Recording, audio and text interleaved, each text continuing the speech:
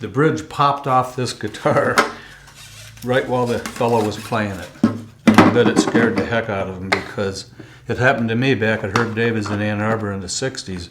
We're standing in the store and the bridge flew off a D35 Martin that was strung at pitch, brand new guitar, and it sounded like a gun.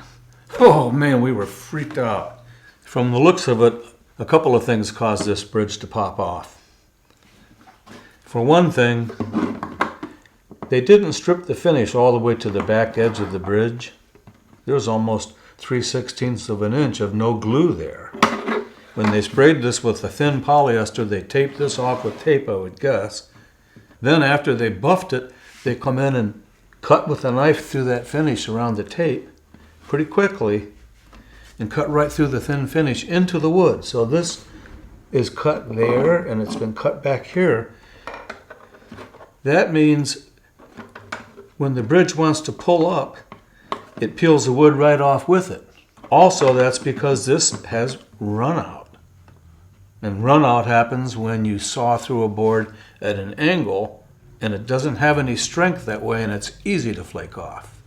I can explain runout with this little block of Douglas fir. Imagine this is the tree, standing tall.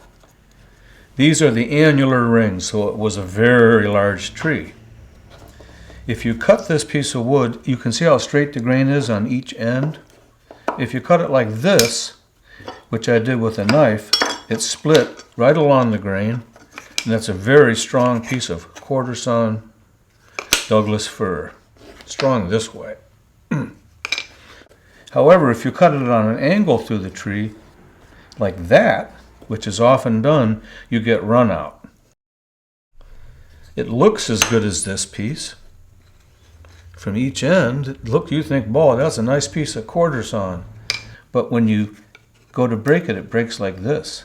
And that's what that bridge is tearing off. It's ripping up fibers. I pinched the old bridge together where it was broken and put it on the top and found its footprint. The fibers are locked in together. And then to know where the location of the saddle was, I used the Saddlematic tool. Those two pins right against the saddle and the locating block tightened at the 12th fret. Then I brought in my new bridge, the StewMac Classical bridge, and I know where to locate that to play in tune just like the other one. I've got the bridge lined up this way and this way thanks to the Saddlematic, and now I'm going to scribe around it, not cut through the wood, but just make a mark that I can strip this finish to. I think this is where they made a mistake earlier. I'll get a nice footprint to glue to. This is the two Cherries brace chisel that sits flat on the top with that scoop in the blade and lets me slide right along this straight edge and remove the lacquer up to the scribe line. Once I'm down to the clean wood, it's pretty clean. I'm just using a little hot water damp to see if I pick up any gluey residue. And I'm looking at places where the runout is kind of flaky, like under that piece. I'll be sure to squeeze a little glue under those flakes if I can get them to lift up. I think my new glue joint on the outside though is going to give a really good grip.